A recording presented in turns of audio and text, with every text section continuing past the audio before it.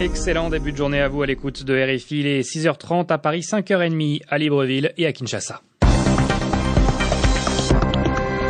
Alexis Guilleux.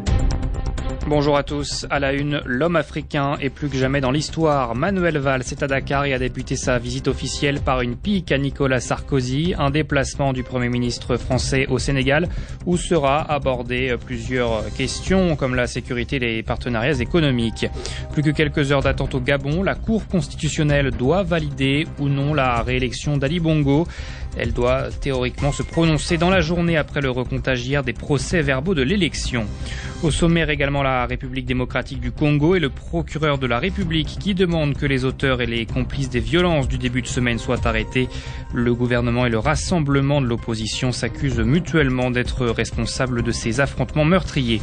Et puis le coup de froid entre le Botswana et le Zimbabwe. Le président botswanais demande le départ de son homologue Robert Mugabe, estimant qu'il fragilise la région. Manuel Valls est donc arrivé hier soir à Dakar au Sénégal, une visite officielle pour le Premier ministre français pour aborder plusieurs sujets, celui de la coopération économique, de la sécurité, mais aussi pour rencontrer la diaspora française au Sénégal. Et le locataire de Matignon a profité de sa première soirée en terre sénégalaise pour lancer une attaque à l'encontre de Nicolas Sarkozy, près de 10 ans après le controversé discours de Dakar. Guillaume Thibault. Comment ça va? Merci à toi.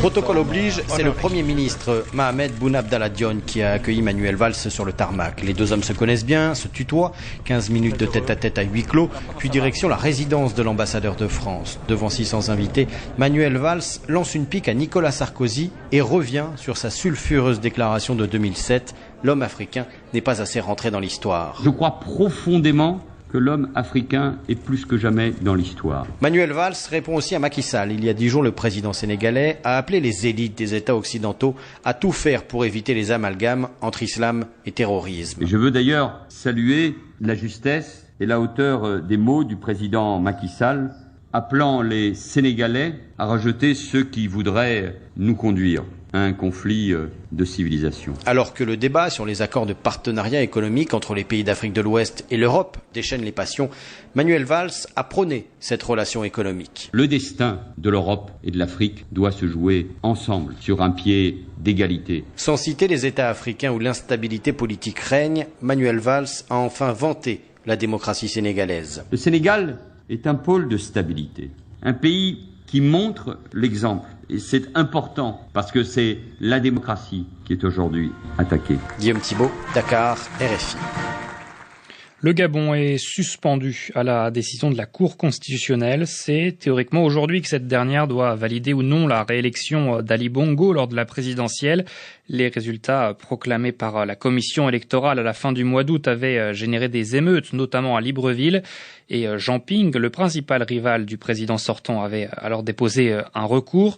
Quelques 2800 procès-verbaux ont donc été recomptés. Et hier, une audience publique à la Cour constitutionnelle a marqué la fin de la procédure d'instruction. Précision de nos envoyés spéciaux, Karine Franck avec Richard Riffono.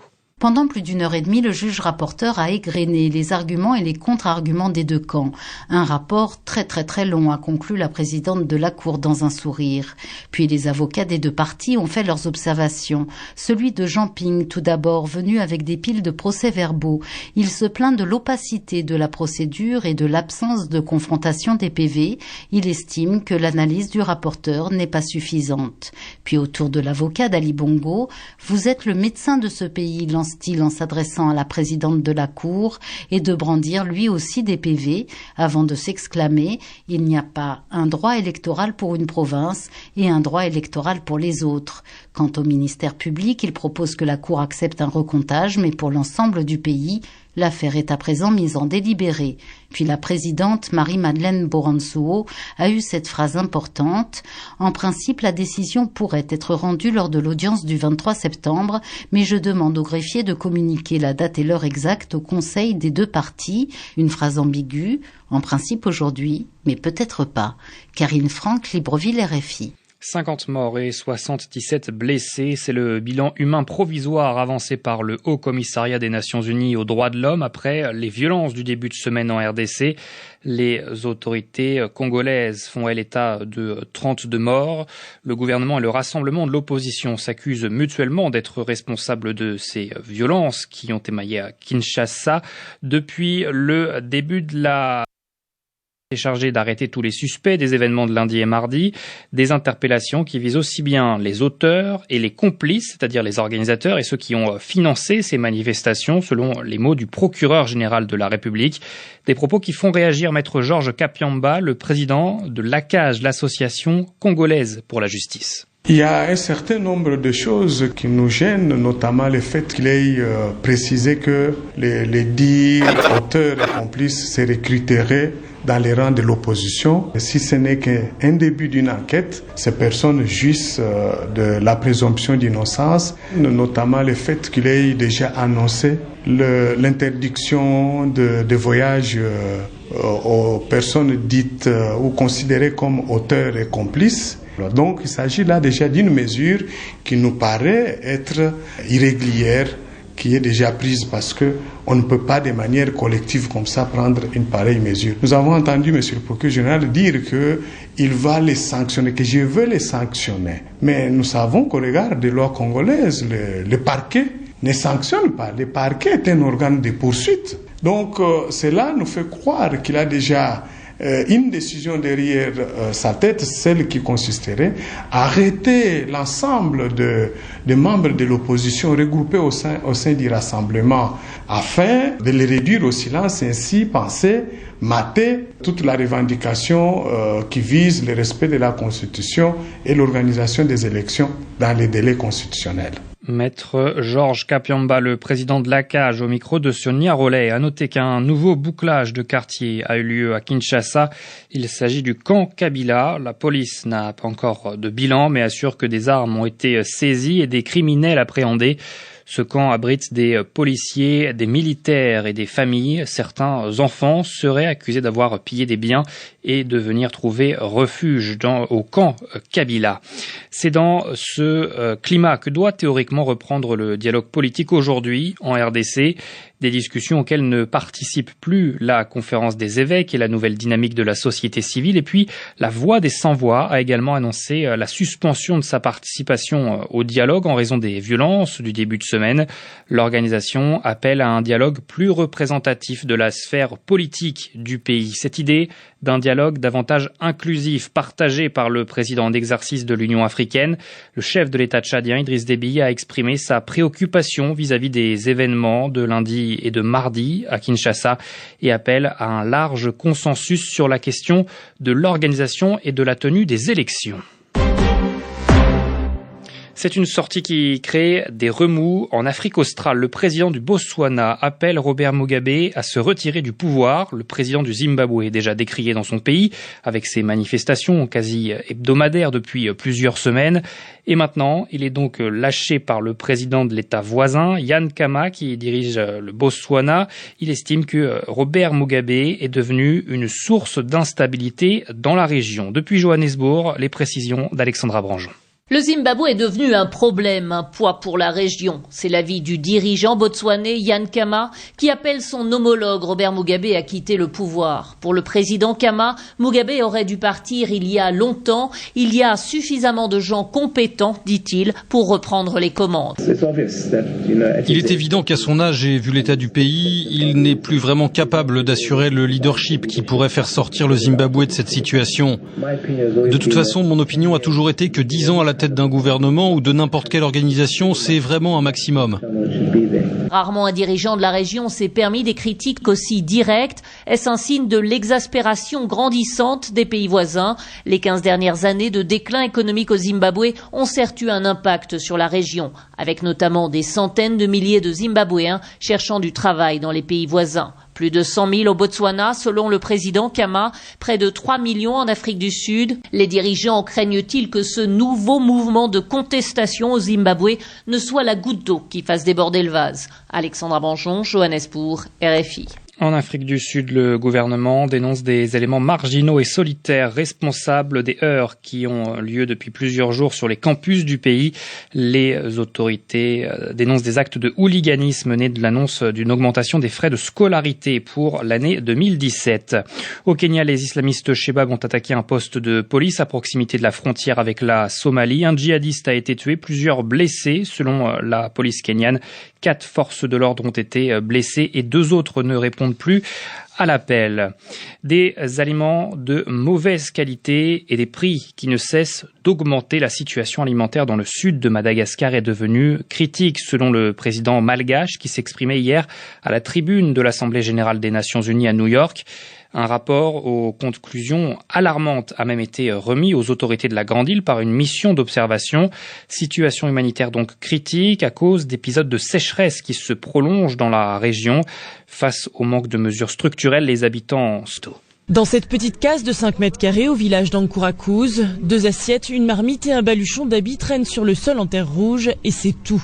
Nous sommes dans la maison de Francine qui vit là avec son mari et ses 8 enfants. La famine, nous sommes complètement démunis. Nous ne pouvons pas lutter, nous ne faisons que subir. Bidons, marmites, tasses, cuillères, j'ai vendu tous mes ustensiles de cuisine pour avoir de l'argent et acheter de la nourriture. Nous avons très peur. On souffre de ne rien avoir à manger actuellement. Nous n'avons même plus d'eau. Ici, comme dans 80% des communes de la région, les stratégies de survie ont débuté. Décapitalisation, exode des hommes, consommation d'aliments sauvages. Dominique Burgeon, le monsieur urgence de la FAO, a fait part de sa préoccupation au ministre de l'Agriculture. Un grand nombre de ménages ont déjà recours à des stratégies de survie extrêmes. Nous avons présenté les interventions d'urgence. Nous prévoyons au cours des prochains mois pour appuyer les populations jusqu'à la fin de la période de soudure et interventions à plus long terme visant à augmenter la taille des programmes de renforcement des capacités des gens à faire face à ce genre de situation. Assistance alimentaire et agricole, 2 aides à fournir en urgence à cette population du Sud. Un message fort pour les bailleurs de fonds dont la grande réunion sur le sol malgache est attendue depuis maintenant 2 ans. Sarah Teto, Tsumbe, RFI. Et par ailleurs à Madagascar, un important incendie touche la forêt préservée de l'île de Nosikumba. Le feu s'est rapidement propagé et des hectares de forêt sont déjà partis en fumée. Aucune victime humaine n'est à déplorer. Hier soir, les flammes n'étaient toujours pas maîtrisées et se rapprochaient des maisons du village d'Ampo Gorina. Un feu de broussailles mal éteint serait à l'origine de ce grand incendie. Retour en France à présent, où se tiennent actuellement à Paris les rencontres Africa 2016. Un lieu d'échange entre les entrepreneurs de France et ceux du continent. En 2 jours, plus de 4000 rendez-vous ont été pris. Ces rencontres mettent l'accent sur un nouveau partenariat d'égal à égal entre la France et l'Afrique. C'est le souhait avancé par le secrétaire d'État français au commerce extérieur, Matthias Fekl. Une volonté louable pour Lionel Zinsou, mais l'ancien Premier ministre béninois met aussi en garde. Celui qui est également le président de la Fondation Africa France estime que la France doit délivrer davantage de visas aux Africains pour que cette relation d'égal à égal soit réelle. Un citoyen français qui va au Maroc n'a pas besoin de visa, qui va en Algérie n'a pas besoin de visa, qui va en Afrique du Sud n'a pas besoin de visa. Il y a un certain nombre de pays qui ont établi la réciprocité, mais tous les pays de tourisme notamment n'ont pas besoin de visa. C'est asymétrique, l'Afrique est plus ouverte, de même qu'il n'y a pas de comparaison entre, pour les 250 000 Français établis en Afrique, les conditions de séjour et de carte de séjour et la situation de l'autre côté de la Méditerranée. On a augmenté les visas de 50% sur 2 ans, ça c'est une bonne chose, mais c'est encore extrêmement rationné. Et pour les talents, pour les chefs d'entreprise, ce serait pas absurde de continuer à faire des progrès. Il y a une asymétrie qui est au bénéfice de la France. C'est toujours que la France regarde, je mets des visas pour freiner, pour empêcher les terroristes. Nous, on pourrait le faire systématiquement dans tous les pays d'Afrique, on ne le fait pas. Il ne faudrait pas que dans le débat politique national français, cette question qui est largement un fantasme devienne tellement envenimée, tellement populiste, que ça provoque une vive réaction en Afrique. Il faudrait éviter ça. Lionel Zinsou au micro de Nicolas Champeau. Il est 6h44 ici à Paris. Afrique Matin sur RFI. Alexis Guilleux. Merci de choisir la Radio du Monde pour débuter votre journée. C'est Afrique Matin. À suivre le tour de la presse africaine. Norbert Navarro a lu pour nous les journaux du continent. On revient ce matin sur le Gabon, le pays qui retient son souffle avant l'officialisation des résultats de la présidentielle. Mais avant cela, notre invité. Cela fait maintenant plusieurs semaines que les tensions sont toujours plus nombreuses dans le nord du Mali, dans la région de Kidal d'abord, où s'affrontent des groupes armés rivaux, mais aussi dans le centre du pays, où l'insécurité gagne du terrain. Une situation sécuritaire préoccupante, notamment pour l'équipe en place. À Bamako, cela fait maintenant 3 ans que le président Ibrahim Boubacar Keïta est au pouvoir. Alors la paix recule-t-elle au Mali, plus d'1 an après la signature de l'accord d'Alger? L'armée malienne est-elle affaiblie? Pour en parler, Christophe Boisbouvier reçoit Maître Mountaga Tall, le ministre malien de la Communication et de l'économie numérique. Mountaga Tall, bonjour. Bonjour. 3 ans après l'arrivée au pouvoir d'Ibrahim Boubacar Keïta, le Mali est au bord de l'effondrement, affirme le parti d'opposition Parena de Thiébilé Dramé. Qu'est-ce que vous répondez?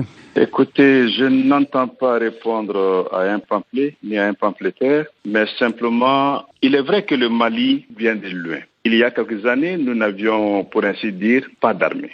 Cependant, avec une volonté politique très clairement affirmée, l'armée s'est reconstruite. Elle monte en puissance. Et tout cela parce qu'il y a un renforcement notable du moral des troupes, avec des mesures énergiques qui sont prises. Il y a un nouveau statut des militaires, les conditions de vie s'améliorent, les armements et les équipements s'achètent et les infrastructures se construisent. Et parlant de la demande sociale aujourd'hui, les prix des matières de première nécessité au Mali sont contenus et comptent parmi les plus bas de la sous-région. Il y a une augmentation des salaires de l'ordre de 20% ces 3 ans. Les allocations familiales qui sont doublées, sans compter qu'aujourd'hui, il est avéré que le Mali est un des rares pays à mettre 15% de son budget dans l'agriculture. Alors, il y a là des résultats tangibles. Alors vous dites que ça va mieux, Maître Tall, mais l'insécurité gagne du terrain dans le centre du pays et le président Ibeka reconnaît lui-même que ça l'empêche de trouver le sommeil. Absolument. Le Mali est victime de groupes narcoterroristes et de bandits armés. Mais l'armée monte progressivement en puissance et essaie de faire face. Nous y arriverons, mais la situation reste difficile. Pour cette raison, d'ailleurs, le président a dit qu'il n'a pas le sommeil et c'est la vérité qu'il y a lieu de mieux travailler pour sécuriser aujourd'hui l'ensemble du territoire malien. Au début de ce mois, il s'est passé un fait grave dans la région de Mopti. La localité de Boni a été abandonnée par l'armée et occupée temporairement par un groupe djihadiste, une première dans le centre du pays. Est-ce que l'armée n'est pas en train de monter progressivement en impuissance? Absolument pas. L'attaque de Boni, certains éléments de l'armée, certains soldats ont failli. Toutes les conséquences en seront tirées. Mais l'armée en tant que telle a immédiatement pris le relais de ces quelques soldats qui sont partis effectivement et a réoccupé le terrain. Toutes les conséquences en seront tirées, ça veut dire qu'il y aura d'autres sanctions que le simple limogeage du ministre de la Défense, Thiéman Coulibaly? Bien évidemment. C'est-à-dire qu'il y a des règles militaires qui seront appliquées et dans toutes leurs rigueurs. Au niveau de l'état-major de l'armée malienne? Au niveau de ceux qui ont fauté. Il est incompréhensible que suite à une attaque, des soldats désertent. Et si cela arrive, il y a des mesures qui sont prises. À Kidal, dans le nord du pays, les combats se multiplient à tel point qu'aujourd'hui, beaucoup vous reprochent d'avoir sous-traité la sécurité au Nord Mali à des milices armées et notamment aux milices Gassia. L'objectif du gouvernement, c'est de faire en sorte que chacun de ces groupes armés dépose les armes, que l'accord de paix et de réconciliation soit une réalité dans un pays en paix. Mais franchement, Maître Tall, 15 mois après la signature de l'accord de paix, est-ce que la paix, justement, n'est pas en train de reculer au vu des affrontements qui se multiplient? Vous savez, 15 mois ne signifie pas 15 ans. 15 mois, ce n'est rien pour recoudre un tissu social distendu. Il y a des progrès tangibles. Plus un seul coup de feu entre l'armée malienne et les partis signataires. Il est vrai qu'aujourd'hui, le gouvernement du Mali travaille pour déployer l'administration sur l'ensemble du territoire, pour déployer l'armée sur l'ensemble du territoire, mais tout cela ne peut pas se faire sans difficulté. Vous dites qu'il n'y a plus d'affrontements entre l'armée et les partis signataires. En revanche, il y a de plus en plus d'affrontements entre partis signataires elles-mêmes. Il y a, je le concède, des affrontements entre partis signataires et nous travaillons à faire en sorte qu'ils puissent mieux se comprendre et que l'accord de paix puisse être appliqué dans l'intérêt de tous. Mais de fait, vous reconnaissez que la milice Gassia occupe aujourd'hui le terrain où était avant l'armée malienne. Je reconnais que des groupes armés au nord du Mali occupent des localités. Et le gouvernement travaille à faire en sorte que les armes se taisent, que l'accord s'applique dans un Mali en paix et réconcilié. Alors ce qui porte atteinte aussi au moral des troupes, c'est la corruption au sommet de l'État et notamment le problème des surfacturations de marché pour l'équipement de l'armée.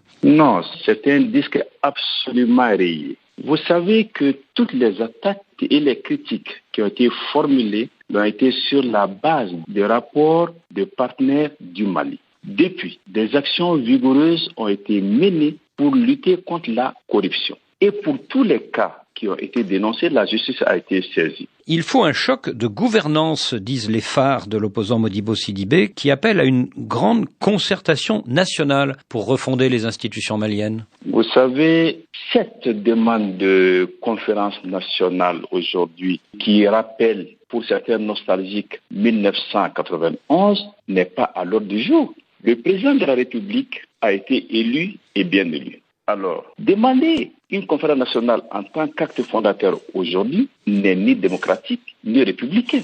Monsieur le ministre, merci. Muntagata, le ministre malien de la Communication et de l'Économie numérique, répondait ce matin aux questions de Christophe Boisbouvier. Alexis Guilleux. Les grands titres de l'actualité internationale ce vendredi en Syrie. L'armée a lancé hier soir une importante offensive contre la partie rebelle de la ville d'Alep, où les habitants ont été invités à s'éloigner après des raids aériens d'une intensité sans précédent depuis des mois.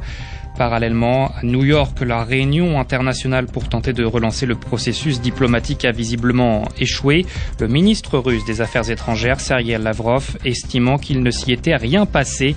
Les Américains affirment de leur côté vouloir poursuivre leurs discussions. En Caroline du Nord, la ville de Charlotte est le théâtre de manifestations malgré l'instauration d'un couvre-feu pour la 3e nuit consécutive après la mort d'un homme noir tué mardi par un policier qui le croyait armé. Les forces de l'ordre ont fait usage de gaz lacrymogène. D'autre part, le manifestant, victime de tirs mercredi soir et qui était dans un état critique, est décédé. Au Venezuela, l'opposition s'est remobilisée pour maintenir la pression sur le pouvoir au lendemain de l'annonce des autorités électorales qui ont écarté tout référendum contre le président Nicolás Maduro d'ici à la fin de l'année. Un plan d'action doit être annoncé lundi. Et puis en Grande-Bretagne, le gouvernement compte activer l'article 50 qui enclenchera formellement le divorce avec l'Union européenne au début de l'année prochaine. C'est ce qu'a annoncé le ministre des Affaires étrangères britannique Boris Johnson. Bonjour Norbert Navarro. Bonjour Alexis, bonjour à tous. À la une de votre revue de presse des journaux africains, un seul titre, le Gabon qui retient son souffle. Oui, c'est en principe aujourd'hui que la Cour constitutionnelle doit rendre sa décision sur le contentieux post-électoral opposant le président Ali Bongo à son rival Jean Ping. Les Gabonais craignent le pire, souligne Gabon Echo, et les populations procèdent en ce moment au ravitaillement de leurs garde-manger car elles redoutent la destruction des magasins. De leur côté, les opérateurs économiques ne sont pas non plus sereins et ravitaillent leur commerce en denrées alimentaires de première nécessité. Quant au débit de boissons, ils enregistrent dans le même temps une baisse de leur activité, comme le souligne ce journal en ligne. La psychose est bien présente dans les esprits au Gabon. Et pas seulement au Gabon, Norbert, ailleurs en Afrique aussi. À commencer par l'Afrique centrale en général et le voisin mitoyen à l'est du Gabon, la République du Congo en particulier. C'est ainsi que les dépêches de Brazzaville anticipent le pire si la décision de la Cour constitutionnelle gabonaise n'est pas fondée de façon indiscutable. Alors, prévient ce quotidien congolais, le Gabon s'enflammera de nouveau, mais cette fois durablement, et les pays qui l'entourent verront affluer vers eux des dizaines de milliers de citoyens fuyant leur patrie plongée dans le chaos. Développant sans attendre ce scénario du pire, les dépêches de Brazzaville lancent un cri d'alarme. Le Congo se trouvera alors confronté de nouveau à un problème humain qu'il lui sera impossible de résoudre seul, alerte ce journal, car la très longue frontière commune qu'il a avec le Gabon et qui s'étend de la province du Haut-Ogooué jusqu'au rivage de l'océan Atlantique sera inévitablement franchie par des milliers de familles chassées de leur foyer par la peur. tout comme cela s'est produit il y a quelques mois à la frontière de la Centrafrique et il y a quelques années à la frontière de la République démocratique du Congo.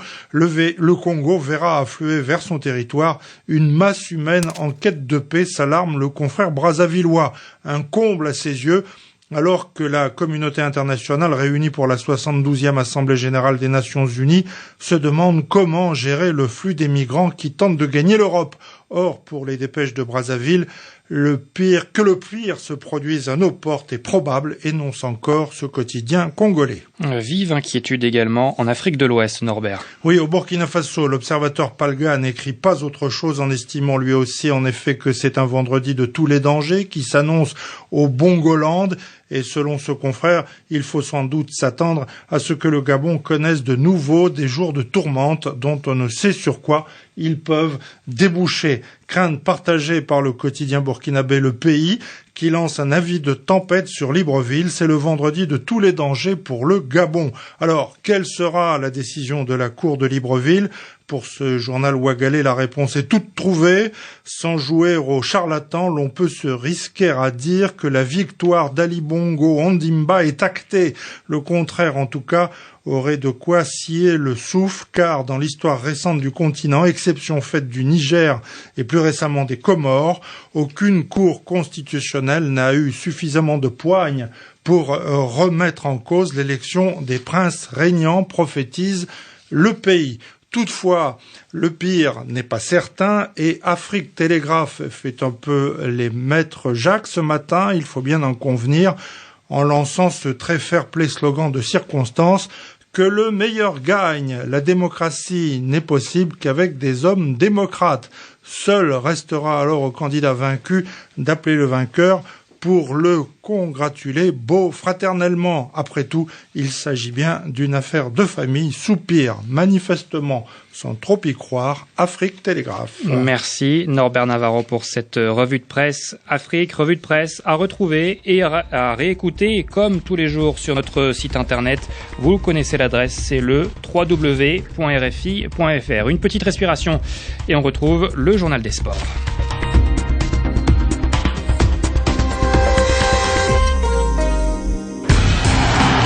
Vivez votre passion du sport avec MoneyGram, transfert d'argent.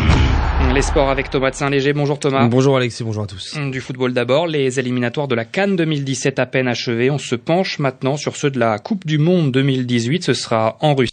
Première rencontre de la troisième phase de la zone Afrique, la phase de groupe dans maintenant 2 semaines et on connaît déjà la liste du Burkina Faso. Le Burkina opposé à l'Afrique du Sud dans le cadre du groupe D, ce sera le samedi 8 août à Ouagadougou. 25 joueurs retenus par le sélectionneur Paulo Duarte, un grand absent, le défenseur Mohamed Kofi. Pour le reste, c'est du classique avec quand même un petit coup de jeune. On voit ça dans le détail avec notre correspondant Gabriel Barois.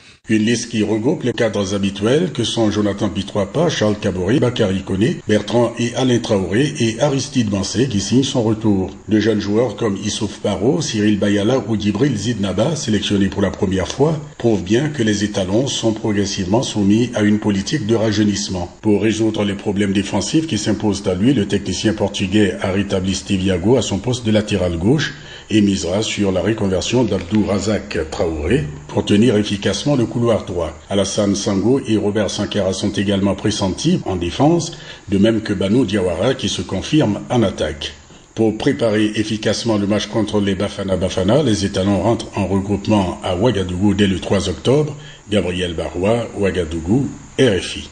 Pas de phase de groupe en revanche pour la sélection du Togo, hors course depuis le 2e tour de ces éliminatoires de la Coupe du Monde. Claude Leroy est concentré sur la préparation de la prochaine CAN avec peut-être, Thomas, 2 nouveaux visages. Ils ont longtemps hésité. À 25 ans, Gilles Sounou, ancien international espoir français, et Peigniel Lapa, sélectionné chez les jeunes Allemands, ont finalement décidé de porter le maillot des éperviers. Le sélectionneur Claude Leroy a su trouver les mots, convaincre ces 2 attaquants. Le premier évolue à Angers en Ligue 1, le second à à Bochum en 2e division allemande. Ils pourraient faire leur début le 4 octobre prochain en amical face à l'Ouganda. Et puis un mot de la Coupe du Monde de futsal en Colombie pour saluer l'exploit de l'Égypte cette nuit. Les Pharaons sont les derniers représentants africains. Ils ont fait honneur au continent en faisant tomber l'un des favoris, l'Italie, 4-3.